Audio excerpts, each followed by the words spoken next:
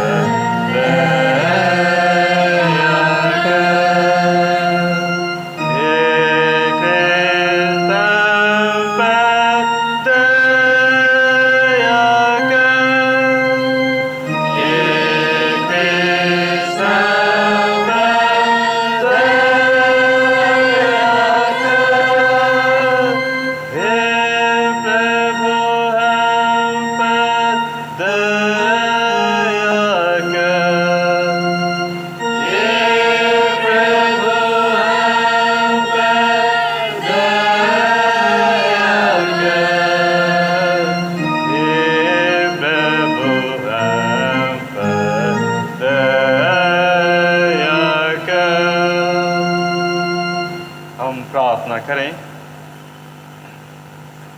इस सप्ताह जबकि पेंतेकोस्त पर्व के पश्चात 10वां प्रभात इसके लिए हम प्रार्थना करें। हे सर्वशक्तिमान पिता, तेरा धन्य पौत्र प्रभु यीशु इसलिए मरा कि हम जीवित रहें, और उसने हमें सिखाया कि हम दुख को हर्ष में बदल डालें। हमारी सहायता करके हम एक दूसरे का भार आनंद से उठाएं और अपने उद्धारकर्ता का अनुसरण करते हुए अपनी आत्मा के लिए विश्राम पाएं। उसी के द्वारा जो तेरे पवित्र आत्मा के साथ एक परमेश्वर परिशुद्ध जीता और राज्य करता है। आमीन। इस समय हम लोग पूरे विश्व में जो महामारी फैली हुई है उसके लिए हम प्रार्थना करें। हे सर्वशक्तिमान और धन परमेश्वर, तू जो जीवन और मृत्यु का प्रभु है, इस भयानक रोग और काल के समय हम नम्रता से तेरी ओर अपनी आंखें उठाते हैं और हमें बचाने के भरोसा रखते हुए तुझसे विनती करते हैं कि तू हमें इस संकट से छुड़ा और अपने लोगों को ऐसे स्वास्थ्य और शक्ति दे कि वे शांत, नम्र और धन्यवाद मन से तेरी सेवा करें, हमारे प्रभु यीशु ख्रीस्ट के द्वारा।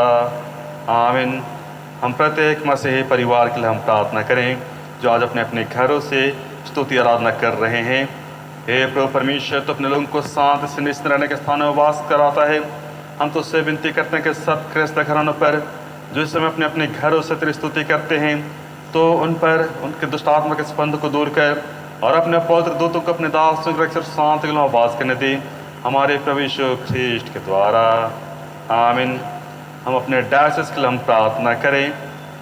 हे सर्वशक्तिमान सनातन परमेश्वर, तू स्वर्ग और पृथ्वी के सब वस्तुओं का शासन करता है। दया कर तेरे दासों की प्रार्थना सुन। इस डायोकिस को, इस पेरिस को जो उसकी आत्मिक भलाई के लिए आवश्यक है सो दे। विश्वासों को स्थिर और दृढ़ कर, बालकों की रक्षा अगुवाई कर, बीमारों और दुखितों के सुधिलों ने चंगा कर, मरते हुओं को शांति दे, दुष्टों के मन फिरा और नम्र कर, निश्चिंतों को जगा, गिरे हुओं को उठा, पश्चातापियों को संभाल, अविश्वासों को अपनी ओर खींच, अपने सत्य के वृद्धि में सब विघ्न दूर कर, और यह वर्दी के सब एक चित और एक मनुष्य तरीके के जुड़े मिले जुले रहें, ताकि तेरे नाम की प्रतिष्ठा और महिमा हो, हमारे प्रभु यीशु ख्रीस्ट के द्वारा। आमीन। हे सर्वशक्तिमान परमेश्वर, जगत पर दया दृष्टि कर, जैसे तूने अपने प्रिय पौत्र के लहू के द्वारा जगत को छुड़ा लिया है, और जिन्हें तो बुलाता है उन सबों के मन को उत्तेजित कर वे तेरे कलीसिया के पवित्र सेवकाई के लिए अपने को सौंप दें, ताकि तेरे वचन प्रचारने और तेरे पवित्र साक्रामेंटों को बांटने के लिए योग्य जनों की खटी का भी ना हो, हमारे प्रभु यीशु ख्रीस्ट के द्वारा। आमीन। हम सुसमाचार प्रचार के लिए प्रार्थना करें। हे परमेश्वर, तूने सब जाति के मनुष्यों को एक ही लौट सारे पृथ्वी पर वास करने के लिए उत्पन्न किया और अपने धन्य पौत्र को इसलिए भेजा कि जो दूर है जो निकट हैं दोनों को मिलकर प्रचार करें। यहाँ पर देख इस देश के सब लोग तुझे टटोल कर पाएं, और हे स्वर्गीय पिता, उस प्रतिज्ञा की शीघ्र पूरा कर जो तूने की है कि मैं सारे मनुष्यों पर अपना आत्मा डोलूंगा, हमारे त्राता यीशु ख्रीस्ट के द्वारा। आमीन। हम इस समय पुराने और नए नियम से धर्मशास्त्र का पाठ हम लोग सुनेंगे।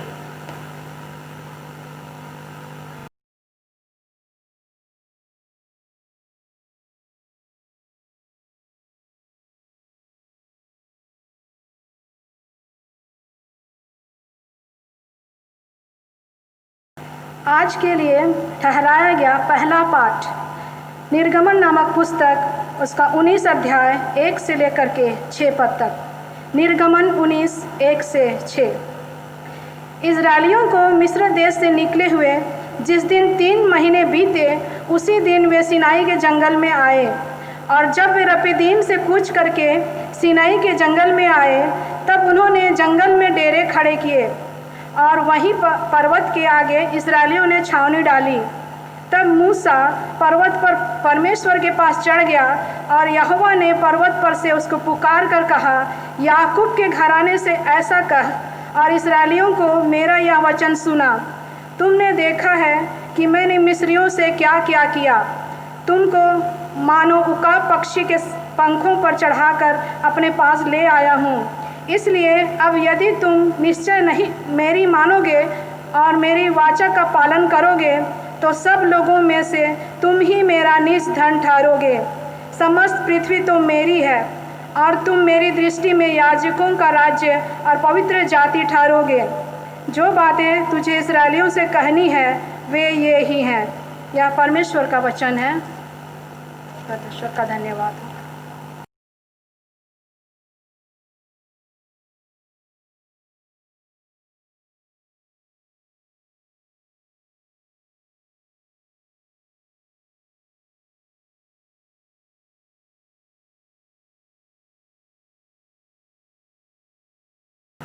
आज का दूसरा पाठ इब्रानियों के नाम के पत्री, उसके 4 अध्याय 14 से लेके 16 और 5वां अध्याय 1 से 5 तक। यहाँ यूँ लिखा है, इसलिए जब हमारा ऐसा बड़ा महायाजक है जो स्वर्गों से होकर गया है, अर्थात परमेश्वर का प्रभु यीशु, तो आओ हम अपने अंगीकार को दृढ़ता से थामे रहें, क्योंकि हमारा ऐसा महायाजक नहीं जो निर्बलताओं में हमारे साथ दुखी ना हो सके, वरन वह सब बातों में हमारे लिए परखा तो गया, तो भी निष्पाप निकला। इसलिए आओ हम अनुग्रह के सिंहासन के निकट हियाव मानकर चले, हम पर दया हो और अनुग्रह पाए, जो आवश्यकता के समय हमारी सहायता करे। 5वां अध्याय 1 से 5 तक। क्योंकि हर एक महायाजक मनुष्यों में से लिया जाता है और मनुष्यों ही के लिए नहीं, उन बातों के विषय में जो परमेश्वर से संबंध रखती है ठहराया जाता है कि भेंट और पाप बलि चढ़ाया करे। वह अज्ञानों और भूले भटकों के साथ नरमी से व्यवहार कर सकता है, इसलिए कि आप भी निर्बलता से घिरा है। इसीलिए उसे चाहिए कि जैसे लोगों के लिए वैसे ही अपने लिए भी पाप बलि चढ़ाया करे। यह आदर का पद कोई आप से नहीं लेता, जब तक कि हारून के समान परमेश्वर की ओर से ठहराया ना जाए। वैसे ही मसीह ने भी महायाजक बनने की बड़ाई अपने आप से नहीं ली, पर उसको उसी ने दी जिसने उससे कहा था, तू मेरा पुत्र है, आज मैंने ही तुझे उत्पन्न किया है। यह परमेश्वर का वचन है। परमेश्वर का धन्यवाद हो।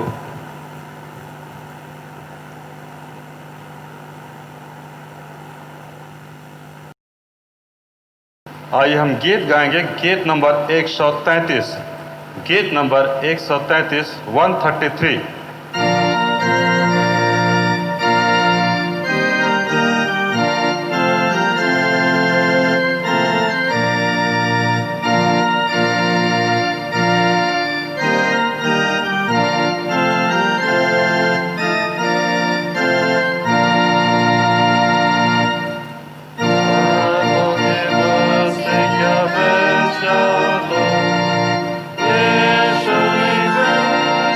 Yeah.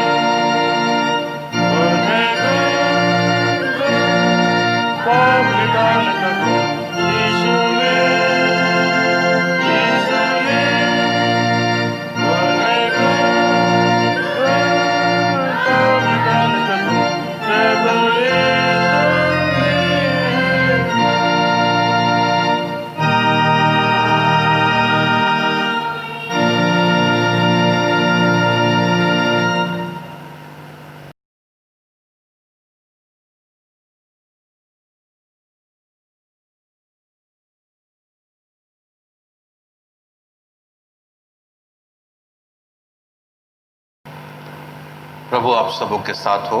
और आपके साथ भी। पवित्र सुसमाचार, पवित्र मत्ती रची सुसमाचार उसके 11वें अध्याय में लिखा है और सुसमाचार 25वें पद से प्रारंभ होता है। हे प्रभु यीशु ख्रिस्त तेरी महिमा हो। मत्ती रची सुसमाचार 11वां अध्याय 25 से। उसी समय यीशु ने कहा, हे पिता, स्वर्ग और पृथ्वी के प्रभु, मैं तेरा धन्यवाद करता हूँ कि तू इन बातों को ज्ञानियों और समझदारों से छिपा रखा और बालकों को प्रकट किया है। हाँ हे पिता, क्योंकि तुझे यही अच्छा लगा। मेरे पिता ने मुझे सब कुछ सौंपा है और कोई पुत्र को नहीं जानता केवल पिता, और कोई पिता को नहीं जानता केवल पुत्र, और जिस पर पुत्र उसे प्रकट करना चाहे। हे परिश्रम करने वालों और बोझ से दबे हुए लोगों, मेरे पास आओ, मैं तुम्हें विश्राम दूंगा। मेरा जुआ अपने ऊपर उठा लो और मुझसे सीखो, क्योंकि मैं नम्र और मन में दीन हूँ, और तुम अपने मन में विश्राम पाओगे, क्योंकि मेरा जुआ सहज और मेरा बोझ हल्का है। ये ख्रीस्त का सुसमाचार है। हे प्रभु यीशु ख्रिस्त तेरी स्तुति हो। हम प्रार्थना करें। अनुग्रहकारी दयालु पिता परमेश्वर, धन्यवाद करते हैं तेरे वचनों के लिए पिता, जो आज के दिन में तूने हमारे लिए निर्धारित किया है, ठहराया है। जब हम तेरे वचन में से थोड़ी देर मनन करते हैं तो तू हमारी आत्मिक आंखों को खोल दे, होने दे कि हम आत्मा से परिपूर्ण होने पाए, तेरे वचन की मूल बातों को समझने पाए। सबों के साथ मांगते इस प्रार्थना को उद्धारकर्ता यीशु ख्रीस्त के नाम से, आमीन। परमेश्वर का धन्यवाद हो। फिर से एक बार परमेश्वर ने मौका दिया आज की नई टेक्नोलॉजी के माध्यम से कि जब हम आपके बीच में परमेश्वर के वचन को लेकर के आते हैं, और आज का परमेश्वर का जो वचन है, आज का जो निर्धारित वचन है, सचमुच में इस काल में, इस पैंडेमिक के समय में बहुत ही अधिक सुकून देने वाला, बहुत ही आनंद देने वाला वचन है, जहाँ परमेश्वर अपने वचन के माध्यम से ये हमें कहते हैं, हे सब परिश्रम करने वालों और बोझ से दबे हुए लोगों, मेरे पास आओ और मैं तुम्हें विश्राम दूंगा। बोझ एक ऐसा कंसेप्ट है जो शारीरिक, मानसिक, फाइनेंशियल, इमोशनल कई तरह का हो सकता है।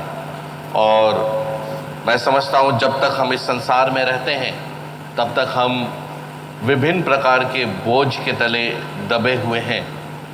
कई प्रकार के हमारे बोझ हैं जो इस संसार हमारे पर डालता है। हमारे काम का बोझ है, हमारी पढ़ाई का बोझ है, आर्थिक तंगी की कमी, आर्थिक तंगी का बोझ है, श्रम का बोझ है, परिवार का बोझ है। कई प्रकार के बोझ से हम दबे हुए हैं। और कई बोझ ऐसे होते हैं जो हमारे मानसिक रूप से हमारे अंदर से निकलते हैं। नेग्लिजेंस, कोई हमको पूछता नहीं है, कोई हमको मानता नहीं है। ऐसे कई थॉट्स हमारे दिमाग में आते हैं जो हमारे मन में एक बोझ की तरह काम करते हैं। और अगर हम इससे आगे बढ़ते हैं तो कई तरह के आत्मिक बोझ हैं जो हमारे मनों में, हमारे हृदय में, हमारी आत्मा में है। हमारे पापों का बोझ, हमारे बुरे आचरण, बुरे स्वभाव, बुरे कामों का बोझ जो हमारे जीवन में है। और हम इस बोझ को निजात पाने के लिए, इस बोझ से बचने के लिए कई तरह के उपायों को ढूंढते हैं, कई तरह के ऑल्टरनेट्स को ढूंढते हैं। मैं याद करता हूं कि जब हम लोग स्कूल में और कॉलेज में हुआ करते थे तो जब क्लासेस ख़त्म होता था, सेशन ख़त्म होता था या ईयर एंड होता था, तो हम लोग एक दूसरे से, अपने क्लासमेट से स्लैम बुक भरवाया करते थे। एक किताब होता था स्लैम बुक, और उसमें हम लोग अपनी हॉबीज़, क्या पसंद है क्या नहीं पसंद है, इसे हम उसमें भरते थे। और मुझे याद है कई लोग हैं जो म्यूज़िक को अपनी हॉबी मानते हैं, कई लोग गार्डनिंग को हॉबी मानते हैं। और लोग कहते हैं कि म्यूज़िक सुनने से हमारा मन हल्का हो जाता है, हम रिलैक्स्ड हो जाते हैं। ये एक सांसारिक या लॉजिकल थॉट है। तार्किक रूप से हम अपने बोझ को मिटाने के क्या प्रयास करते हैं, और जो इसे दूर नहीं कर पाते वो कई तरह की मानसिक बीमारियों से ग्रसित हो जाते हैं। बाइपोलर डिसऑर्डर, एंजाइमिया, ऐसे कई डिप्रेशन, कई बीमारियां हैं जो इस बोझ के तहत, जब हम अपने बोझ को किसी से शेयर नहीं कर पाते, किसी को बता नहीं पाते, तो इस बोझ के तहत हम डिप्रेशन में चले जाते हैं। मैं सुबह उठता हूं, अगर कभी टीवी ऑन कर लिया तो कई चैनल्स ऐसे आते हैं, आप सुबह में देखेंगे कि जिसमें लोग योगा करते हुए आपको मिलेंगे। लोग योगा करते हैं और योगा के तहत आप देखेंगे कि वो जो योगा कराते हैं वो बोलते हैं कि अपने मन को रिलैक्स करिए, बॉडी को रिलैक्स करिए और शून्य की ओर सोचिए, कुछ मत सोचें, सारे चीज़ों को, थॉट्स को छोड़ दें। लेकिन अगर वचन के अनुसार चले तो हमारा वचन ये कहता है कि अपना केंद्र, अपना ध्यान परमेश्वर की ओर लगाना है। संसार हमें सिखा रहा है कि अपने बोझ को दूर करने के लिए किसी भी चीज पर मन ना लगाओ, थिंक ऑफ नथिंग। पर वचन ऐसा कहता है कि अपने ध्यान को परमेश्वर की ओर लगाओ, क्योंकि उसको तुम्हारा ध्यान है। वो हमें एक इनविटेशन देते हैं कि जो भी बोझ से दबे हुए हैं वो सारे लोग मेरे पास आओ, मैं विश्राम दूंगा। हम ऑल्टरनेट्स को ढूंढते हैं। हम उस बोझ से निकलने के लिए कई तरह के ऑल्टरनेट्स, कई लोग डिप्रेशन में नशा करने लगते हैं, कई लोग डिप्रेशन में कई गलत चीज़ों को करने लगते हैं। लेकिन हमारा परमेश्वर हमारे साथ खड़ा है, जो हमें बताता है कि तुम्हारा बोझ मैंने उठा लिया है। मैंने अपने पुत्र को देकर जो तुम्हारे पापों का बोझ था उसे अपने पर ले लिया है। तो हमें क्या करना है, कैसे करना है, कब करना है, इस पर ध्यान करने की आवश्यकता नहीं है, वरन हमें सिर्फ अपने ध्यान को केंद्रित करना है हमारे उस परमेश्वर की ओर जिसने हमारे बोझ को ऑलरेडी ले लिया है। आप मेरे साथ एक वचन निकालेंगे, यूहन्ना रचित सुसमाचार उसका 20वां अध्याय और उसका 15 पद, जहाँ यीशु मसीह ये कहते हैं, यीशु ने उनसे कहा, हे नारी तू क्यों रोती है और किसको ढूंढती है। तो हमारा जो बोझ का उत्तर है वो यीशु मसीह के पास में है। हमें उन्हें ढूंढने की आवश्यकता है। वो ऑलरेडी हमारे लिए तैयार खड़े हैं। वो हमारे लिए सारी चीज़ों को लेने के लिए वो बिल्कुल वहाँ तैयार खड़े हैं। आवश्यकता हमें है कि हम उनके पास चले जाएं। अगर हम बाइबल में उद्धार के कंसेप्ट को भी देखें तो उद्धार भी ये कहता है, उद्धार तभी हो सकता है जब हम अपने मनों को खाली करते हैं, जब हम अपने पापों का अंगीकार करते हैं। हमारे जीवन में, हमारी आत्मा में, हमारे मन में जो हमारे पाप का बोझ है, इस बोझ को आवश्यकता है कि हम उसे अपने परमेश्वर को सौंप दें, क्योंकि उसने हमारे बोझ के लिए, हमारे पापों के बोझ के लिए कलवरी क्रूस पर अपने लहू को बहा दिया, अपने प्राण को त्याग दिया कि यह जो बोझ हम पर दिया गया, जो हमने अपने जीवन में ले लिया है अपने कर्मों के द्वारा, उस बोझ से हम निजात पाएं। और ये उद्धार जो है वो अनंत विश्राम यही है कि हम जीवित भी हैं, अगर संसार के रूप में मृत भी हैं, तो भी हमारी आत्मा जो है इस बोझ से मुक्त हो जाती है। हमारा जो आत्मा है इस बोझ के तले दबा नहीं रहता। प्रियो, हमें ये जानने की आवश्यकता है कि हमारा जो परमेश्वर है वो हमारे लिए सब चीज़ तैयार करके रखा है, हमें बस विश्वास करना है। ये अत्यंत आवश्यक है कि हम पहले अपने परमेश्वर को जानें कि हमारा परमेश्वर कौन है और हमारे लिए क्या करता है और उसने हमारे लिए क्या कर दिया है। ये बहुत ज़रूरी है क्योंकि जब तक हम अपने परमेश्वर से अपनी पहचान को नहीं बनाएंगे तब तक हम उन पर विश्वास नहीं कर सकते। अगर मैं एक बात कहूं कि मैं किसी शहर में जाऊं और वहाँ का लेट से कोई एमएलए है या कोई मंत्री है जिसके बारे में मैंने पेपर में पढ़ रखा है या इंटरनेट पर जान रखा है, तो मैं उसके विषय में ये कह सकता हूँ कि मैं उसे जानता हूँ, मैंने उसके बारे में जानकारी एकत्रित कर रखी है। लेकिन ये आवश्यक नहीं है कि जिसके बारे में मैंने जानकारी एकत्रित की है वो भी मुझे जानता हो। तो जब किसी संबंध की बात आती है, जब हम परमेश्वर के साथ एक संबंध को स्थापित करने की बात करते हैं, तो ये आवश्यक ये होता है कि जैसे मैं परमेश्वर को जानूं, परमेश्वर भी मुझे जाने। और यही इंटरैक्शन जो है हमारे संबंध को और मजबूत करता है। क्योंकि 27वां पद यहाँ पर यह कहता है, मेरे पिता ने मुझे सब कुछ सौंपा है और कोई पुत्र को नहीं जानता केवल पिता, और कोई पिता को नहीं जानता केवल पुत्र। तो ये जो संबंध है पिता और पुत्र का, ये दोनों तरफ से ये संबंध बनने की आवश्यकता है।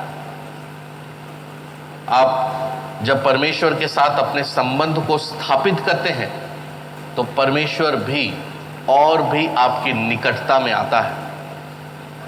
परमेश्वर ने मनुष्य को इसलिए बनाया था कि वो उसके साथ समय व्यतीत कर सके। आप अगर उत्पत्ति की पुस्तक में देखेंगे तो 2 और 3 अध्याय को अगर विस्तृत रूप से आप पढ़ें तो परमेश्वर रोज दोपहर के समय उस अदन की वाटिका में आता था कि आदम के साथ वो समय को व्यतीत कर पाए। परमेश्वर चाहता है हमारे साथ समय व्यतीत करना, और इसलिए हमें भी आवश्यकता है कि हम भी परमेश्वर के साथ समय को व्यतीत करें। अभी लॉकडाउन का पीरियड है, जब हम अपने घरों में बैठे हैं, समय हम लोग के पास पर्याप्त है, लेकिन फिर भी हम अपने समय को कहाँ दे रहे हैं। हम अपने आप को जांच कर देखें कि हम अपने परिवार के साथ तो हैं, हम कामों से निजात तो पा चुके हैं, लेकिन फिर भी हमारा अधिकांश समय कहाँ बीत रहा है। हम टेलीविज़न पर, अपने टैबलेट्स पर, अपने मोबाइल फ़ोन पर अधिक से अधिक समय व्यतीत कर रहे हैं। परमेश्वर ने ये एक समय दिया जब पूरा देश बंद है, पूरी दुनिया बंद है, लोग एक दूसरे से सोशल डिस्टेंसिंग को मेंटेन करके रखे हैं, एक दूसरे से के यहाँ जो आना जाना था वो बंद हो रखा है। मार्केट, बाजार, जहाँ पर भी हम अपने समय को व्यतीत करते थे वो सारा बंद हो रखा है। लेकिन फिर भी क्या हम अपने समय को परमेश्वर के साथ व्यतीत कर रहे हैं? हम अपने बोझ को परमेश्वर को कैसे दें जब तक हम उसकी उपस्थिति में ना हो, जब तक हमारा संबंध उसके साथ में अच्छा संबंध ना हो। तो ये ज़रूरी है कि इस समय में जब हम लोग के पास पर्याप्त समय है, पर्याप्त टाइम है, सारी चीज़ें बंद हैं, तो हम अधिक से अधिक अपना समय परमेश्वर को दें। शायद प्रियो ये अवसर हमें दोबारा ना मिले। परमेश्वर का वचन ऐसा कहता है कि अवसर को बहुमूल्य जानो, क्योंकि समय बहुत निकट है। ये एक ऐसी कुंजी है जो परमेश्वर ने अपने पास रखी है। हम सिर्फ तार्किक रूप से, इमोशनल रूप से हम उसके आने की का एक्सपेक्टेशन और प्रतीति करते हैं, लेकिन ये कुंजी परमेश्वर ने रखी है।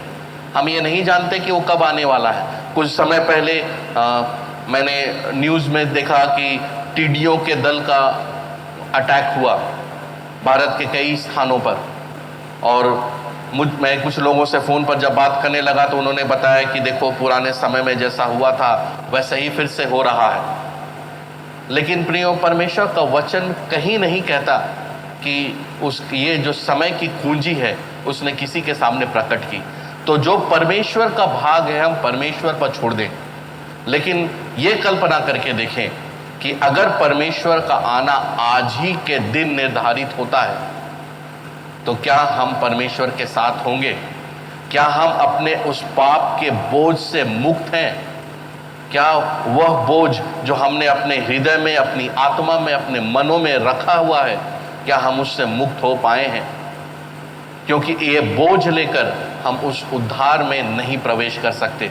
हमें इसे त्यागने की आवश्यकता है और इसका कोई और विकल्प नहीं है, केवल एक ही है, वो हमारा परमेश्वर है। हम उनकी उपस्थिति में आए, अपने पापों का अंगीकार करें, अपने बोझ को उस पर डाल दें और उसकी गोद में हम उस अनंत विश्राम को प्राप्त करें। जो उद्धार का स्वाद है उसे हमें चखने की आवश्यकता है। अगर हम कहते हैं कि हमने पाप नहीं किया, हम पापी नहीं हैं, तो हम अपने आप को ठग रहे हैं। हम और किसी और के साथ में किसी और को नहीं ठग रहे, वरन अपने आप को, क्योंकि हम सब जानते हैं कि हम सब ने पाप किया है, चाहे स्पष्ट रूप से सामने में पाप किया है या गुप्त रूप से पाप किया है। हमें इन सभी पापों को मानने की आवश्यकता है, क्योंकि शैतान भी तैयार बैठा है कि वो कैसे गरजने वाले सिंह की नाई कि हमें फाड़ खाए। हम लोग अपने मनों में ताला लगा के रखें, अपने हृदय में ताला लगा के रखें, हम अपने मोबाइल में ताला लगा के रखें कि हम सारी चीज़ों को छिपा के रखने का प्रयास करते हैं। हम उस बोझ के तहत अपने आप को दबा करके रखे हुए हैं। शैतान यही हमसे चाहता है कि हम अपने ही बोझ के तले दब के मर जाएं। मनुष्य का जब परमेश्वर ने इसकी रचना की तो मनुष्य को मरने के लिए नहीं बनाया था। परमेश्वर ने कहा था कि आओ हम मनुष्य को अपने स्वरूप में बनाएं। तो परमेश्वर क्या है? इमॉर्टल है। परमेश्वर मरने वाला नहीं, अमर है, नाश नहीं होगा। मनुष्य को भी वैसा ही बनाया, पर मनुष्य ने अपने पाप के बोझ के तले दबकर अपनी मृत्यु को पा लिया।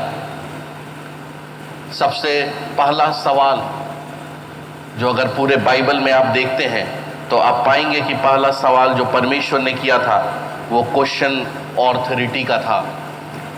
जो उसने आदम ने जब फल को खा लिया तो वो छिप गया।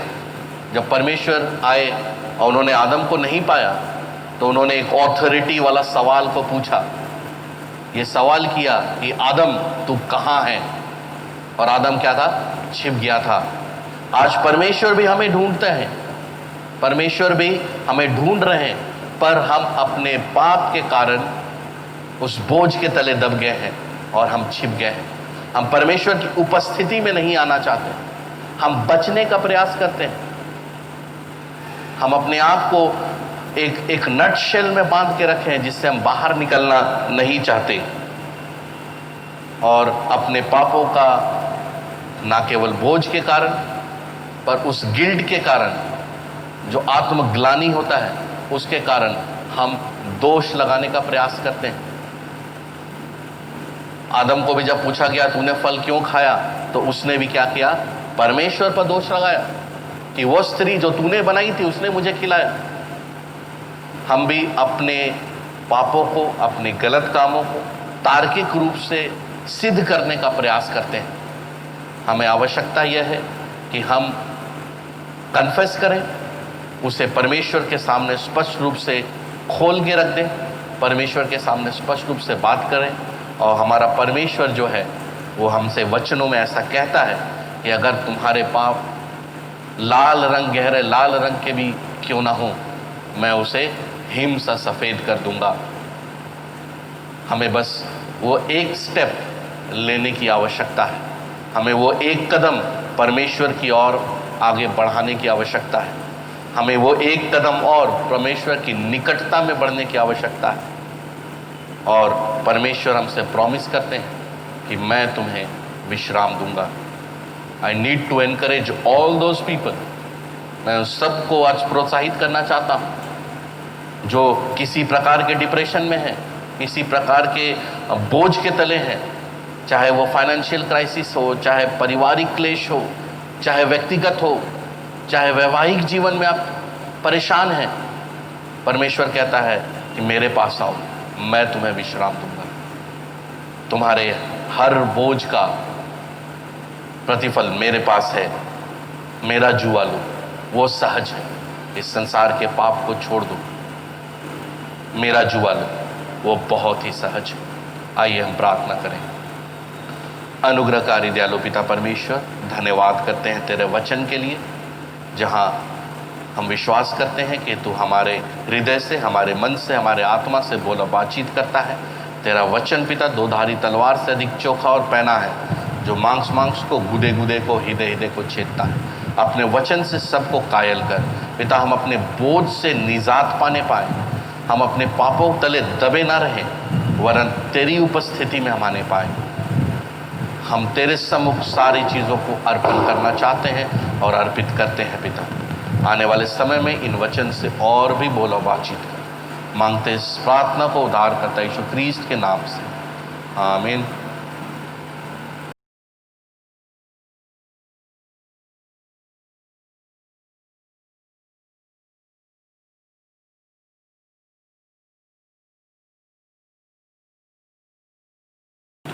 इस समय हम प्रेरितों का विश्वास वचन एक साथ अंगीकार करेंगे। मैं सर्वशक्तिमान पिता, स्वर्ग और पृथ्वी के सृष्टिकर्ता परमेश्वर पर विश्वास करता हूँ।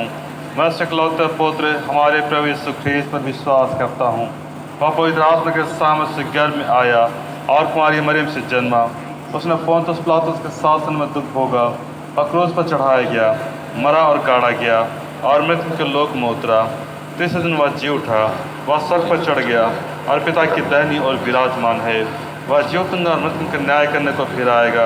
वह पवित्र आत्मा पर, पवित्र सब लोग कलीसिया पर, संतों की संगति, पापों की क्षमा, देह के पुनरुत्थान और अनंत जीवन पर विश्वास करता हूँ, आमीन। अब हम समस्त मानव जाति के लिए प्रार्थना करें और अपनी प्रार्थनाओं को प्रभु यीशु ख्रीस्त के निरंतर निवेदन के साथ अर्पण करें। हम प्रार्थना करें।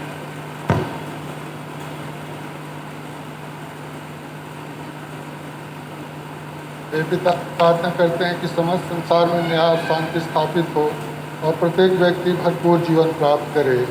हे दयावान प्रभु, हमारी प्रार्थना सुन। उन सब लोगों के लिए जो इस शहर और आसपास के गांव में रहते हैं, उन सब बातों को दूर करने के लिए जिनसे आपसी फूट और झगड़े होते हैं, और हमारे देश में सच्ची एकता की बढ़ती के लिए। हे दयावान प्रभु, हमारी प्रार्थना सुन। उन सब लोगों के लिए जो कृषि, उद्योग अथवा व्यापार में लगे हुए हैं, सब मजदूरों और कारीगरों के लिए, और उन सब के लिए भी जो अपनी सेवा से हमारी आवश्यकताओं की पूर्ति करते हैं। हे दयावान प्रभु, हमारी प्रार्थना सुन। अध्यापकों और छात्रों, वैज्ञानिकों, लेखकों और कलाकारों, और उन सब व्यक्तियों के लिए जो अन्य लोगों के विचारों और भावनाओं को प्रभावित करते हैं। हे दयावान प्रभु, हमारी प्रार्थना सुन। उन सब लोगों के लिए जो दुखी हैं, बेरोजगार हैं, भूखे प्यासे हैं, दरिद्र और दलित हैं, बीमार और मरणासन हैं, और उन सब व्यक्तियों के लिए जो ऐसे लोगों की सेवा और सहायता करते हैं। हे दयावान प्रभु, हमारी प्रार्थना सुन। हमारे तथा अन्य देशों के सब शासकों के लिए, विशेषकर हमारे राष्ट्रपति, प्रधानमंत्री, इस राज्य के राज्यपाल और मुख्यमंत्री, और उनके लिए भी जो अन्य लोगों पर किसी प्रकार का अधिकार रखते हैं। हे दयावान प्रभु, हमारी प्रार्थना सुन। संपूर्ण मसीह समाज की एकता और मेल मिलाप के लिए, और समस्त संसार में उनकी गवाही और सेवा कार्य के लिए। हे दयावान प्रभु, हमारी प्रार्थना सुन। भारत में तेरी समस्त कलीसिया के लिए, उसकी परिषदों ताकुओं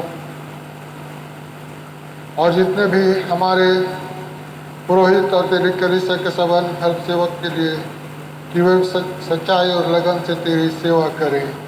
हे दयावान प्रभु, हमारी प्रार्थना सुन। यह वर दे कि तेरे उन सब भक्तों के साथ जिन्होंने अपने जीवन में तेरी निष्ठापूर्वक सेवा की है, हम भी तेरे राज्य के नित्य आनंद में सहभागी हो सकें। हे दयावान प्रभु, हमारी प्रार्थना सुन। हे स्वर्गीय पिता, अपने राज्य को शीघ्र प्रकट कर और हमारी प्रार्थनाओं को सुन। हम तेरे पुत्र अपने प्रभु और उद्धारकर्ता यीशु ख्रीस्त के नाम से मांगते हैं, आमीन। प्रिय भाइयों और बहनों, हमारे प्रभु यीशु ख्रीस्त ने कहा, प्रभु हमारा परमेश्वर एकमात्र प्रभु है, तू प्रभु अपने परमेश्वर को अपने संपूर्ण मन, संपूर्ण प्राण, संपूर्ण बुद्धि और संपूर्ण शक्ति से प्रेम कर। यह पहली आज्ञा है। दूसरी यह है, अपने पड़ोसी को अपने समान प्रेम कर। इनसे बड़ी और कोई आज्ञा नहीं। परमेश्वर ने संसार से ऐसा प्रेम रखा कि उसने अपना इकलौता पुत्र यीशु ख्रिस्त दे दिया कि वह हमें पापों से बचाए, स्वर्ग में हमारे लिए निवेदन करता हो और हमें शाश्वत जीवन में पहुंचाए। इसलिए हम पश्चाताप और विश्वास के साथ अपने पापों का अंगीकार करें। हम परमेश्वर की कृपा से उसकी आज्ञाओं का पालन करने का और सब लोगों के साथ मेल मिलाप और प्रेम से रहने का दृढ़ संकल्प करें। हे सर्वशक्तिमान परमेश्वर, हमारे स्वर्गीय पिता, हमने मन, वचन और कर्म से तेरे विरुद्ध और एक दूसरे के विरुद्ध पाप किया है। हमने अपने अज्ञानता और दुर्बलता के कारण और जानबूझकर बुराई की है और भलाई करने में असफल रहे हैं। इन सब पापों के लिए सचमुच खेदित हैं और अंतःकरण से पश्चाताप करते हैं। तेरे पुत्र यीशु ख्रिस्त ने हमारे अपने प्राण दिए, उसी कारण जो पाप उनको क्षमा कर और यह वर दे कि भविष्य में न्यायजन पाकर सदा तेरी सेवा करें, ताकि तेरे पवित्र नाम की महिमा हो। आमीन। सर्वशक्तिमान परमेश्वर सबको क्षमा करता, जब अपने साथियों को क्षमा करते और सच्चा पश्चाताप करते हुआ तुम पर दया करे, तुम्हारे सब पापों को क्षमा करे, उनसे तुमको छुटकारा दे, सब भले कामों में तुम्हें स्थिर और सबल करे और शाश्वत जीवन में बनाए रखे। आमीन। परमेश्वर का धन्यवाद हो। हम सब मिलकर ख्रिस्त की देह हैं। हम सब ने एक आत्मा द्वारा एक जन्म लिया है। हमेशा कार्य में संलग्न रहे, जिससे शांति मिलती और एक दूसरे का निर्माण होता है। प्रभु के साथ सदा आपके साथ रहे, आपके साथ रहे।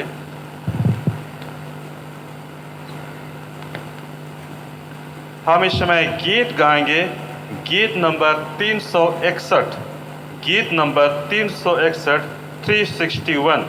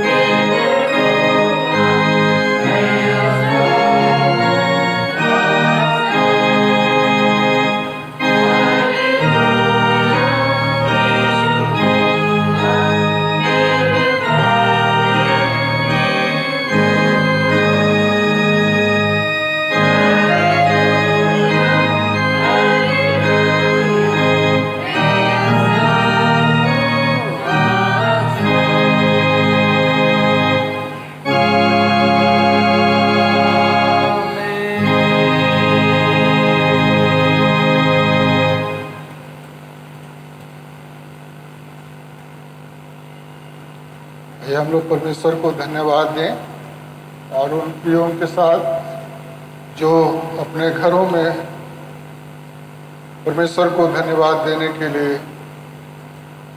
एकत्रित हुए हैं, सामने आए हैं, उन सारे लोगों के लिए हम,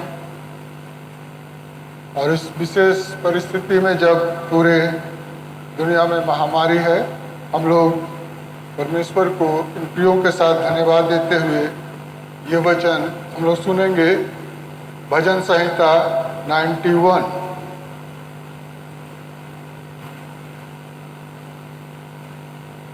भजन संहिता 91 एक पद से हम लोग पढ़ेंगे। जो परम प्रधान के छाए हुए स्थान में बैठा रहे, वह सर्वशक्तिमान की छाया में ठिकाना पाएगा। मैं यहोवा के विषय कहूँगा, वह मेरा शरण स्थान और गढ़ है। वह मेरा परमेश्वर है, मैं उस पर भरोसा रखूँगा। वह तुझे बहेलियों के जाल से और महामारी से बचाएगा।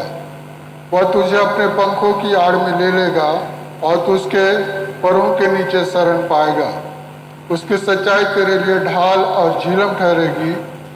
तू ना रात के भय से डरेगा और ना उस तीर से जो दिन को उड़ता है, ना उस मरी से जो अंधेरे में फैलती है, और ना उस महारोग से जो दिन दोपहरी में उजाड़ता है। तेरे निकट 1000 और तेरे दाहिनी ओर 10,000 गिरेंगे, परंतु वह तेरे पास ना आएगा। परंतु तू अपनी आंखों से दृष्टि करेगा और दुष्टों के अंत को देखेगा। हे यहोवा, तू मेरा शरण स्थान ठहरा है। तूने जो परम प्रधान को अपना धाम मान लिया है, इसलिए कोई विपत्ति तुझ पर ना पड़ेगी, ना कोई दुख तेरे डेरे के निकट आएगा, क्योंकि वह अपने दूतों को तेरे निमित्त आज्ञा देगा कि जहाँ कहीं तू जाए वे तेरी रक्षा करें। वे तुझको हाथों हाथ उठा लेंगे, ऐसा ना हो कि तेरे पाँवों में पत्थर से ठेस लगे। तू सिंह और नाग को कुचलेगा, तू जवान सिंह और अजगर को लताड़ेगा। उसने जो तुझसे स्नेह किया है, इसलिए मैं उसको छुड़ाऊंगा। मैं उसको ऊंचे स्थान पर रखूंगा, क्योंकि उसने मेरे नाम को जान लिया है। जब वह तुझको पुकारे, तब मैं उसकी सुनूंगा। संकट में मैं उसके संग रहूंगा। मैं उसको बचाकर उसकी महिमा बढ़ाऊंगा। मैं उसको दीर्घायु से तृप्त करूंगा और अपने किए हुए उद्धार का दर्शन दिखाऊंगा। आइए हम लोग प्रार्थना करें। दयालु पिता परमेश्वर, हम धन्यवाद देते हैं हमारे सभी प्रियों के लिए जो अपने अपने घरों में परमेश्वर को धन्यवाद देने के लिए एकत्रित हैं। प्रभु, तेरे इन वचनों के अनुसार हम प्रार्थना करते हैं कि तू उनको हर एक बीमारियों से, हर एक तरह के संकटों से तू बचाए रख। प्रभु, जो प्रिय तकलीफ में हैं, उनके लिए प्रार्थना करते हैं। उस पर तू अपना दाहिना हाथ बढ़ाकर उसको छू प्रभु, ताकि वो निरंतर तेरी आज्ञा को मानने वाले हो सकें और तेरा धन्यवाद करने पाए। हमारे प्रभु यीशु ख्रिस्त के द्वारा, आमीन। इस दान के लिए प्रार्थना करें। प्रभु, हम धन्यवाद देते हैं तेरे सारे आशीषों के लिए प्रभु, कि तूने हम सबों को ये जीवन का दान दिया है और इस जीवन के द्वारा हम तेरी महिमा प्रकट करते हैं, तेरी स्तुति, तेरी आराधना करते हैं प्रभु। और जो तूने हम सबों को इस जीवन को तेरी महिमा के लिए हमें दिया है, उसी में से हम ये छोटा भेंट तेरे निकट लाते हैं प्रभु। हम प्रार्थना करते हैं इस दान पर तेरी आशीष होने पाए, ताकि ये कलीसिया के जहाँ भी ज़रूरत है वहाँ उस पर खर्च किया जा सके। हमारे प्रभु यीशु ख्रिस्त के द्वारा, आमीन। हम प्रार्थना करें। सर्वशक्तिमान जो तनगर कार्य परमेश्वर, हम धन्यवाद देते हैं आज तक के जीवन के लिए, तेरी आशीष अनुग्रह के लिए कि तूने अब तक हमें संभाला है, हमें अपने अनुग्रह से परिपूर्ण किया और एक बार फिर से हमें ऐसा अवसर दिया है पिता कि हम भले ही अपने घरों में हैं, फिर भी हम तेरी स्तुति करने पाते हैं, क्योंकि तू अनुग्रहकारी जीवनदाता परमेश्वर है। तो हमसे प्रेम करने वाला, हमारी चिंता करने वाला परमेश्वर है। हम धन्यवाद देते हैं पिता कि तूने इस महामारी के समय भी हम हर एक की सुधि ली है, हमारी रखवाली की है। तूने हमें मृत्यु से, पाप से, दुर्घटना जोखिम से बचाए रखा है और आज के सुंदर दिन दिए, सुंदर जीवन दिया कि हम एक बार फिर से तेरी महिमा करने पाते हैं।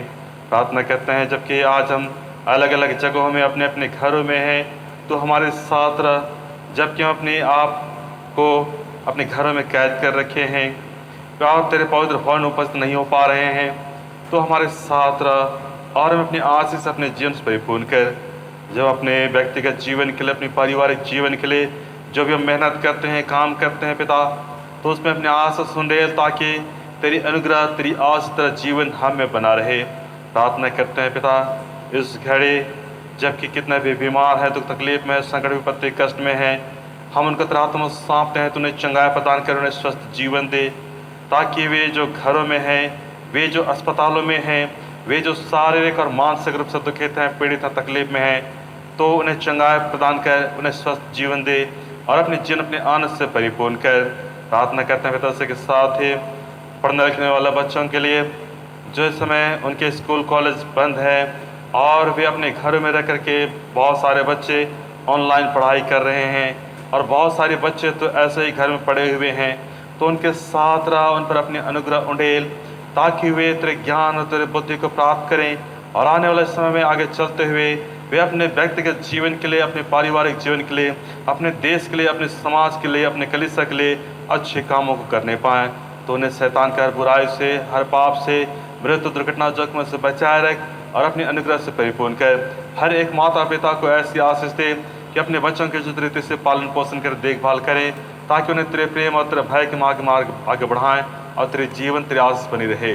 प्रार्थना करते हैं पिता जबकि तूने आज तक हम हर एक को संभाला है, और विशेष कर प्रार्थना करते हैं पिता हम अपने डायसिस के लिए, जो इस समय बहुत सारे बातें डायसिस के लिए हो रही है, कई प्रकार के विचार हमारे सामने उपस्थित हो रहे हैं।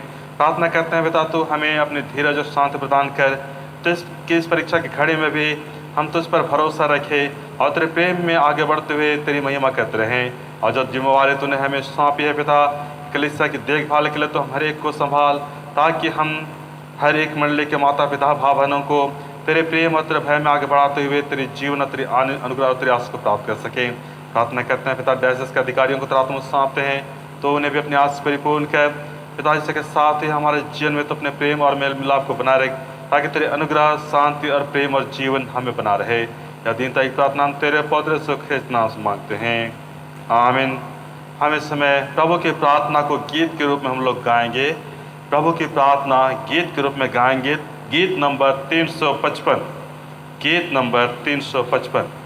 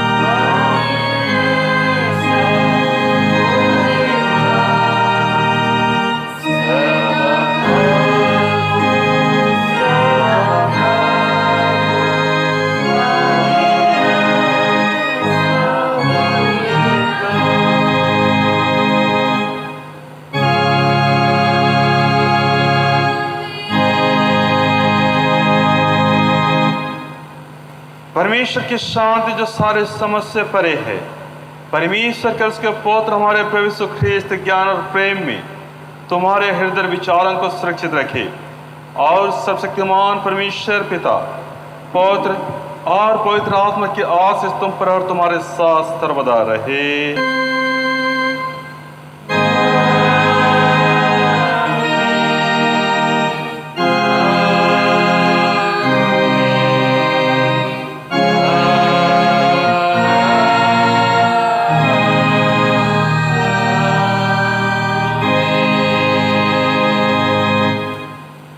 हम इसमें गीत गाएंगे, गीत नंबर 185, गीत नंबर 185, 185।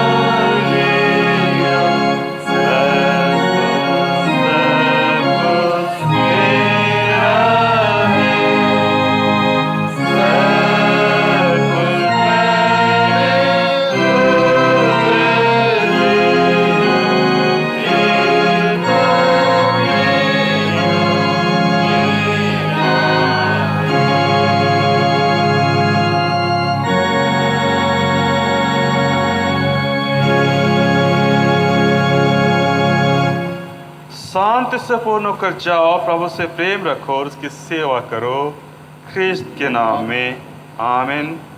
आज की ऑनलाइन आराधना में शामिल होने के लिए आप सबों को बहुत बहुत धन्यवाद। घर में रहें, सुरक्षित रहें, स्वस्थ रहें, सबों को यीशु सहाय।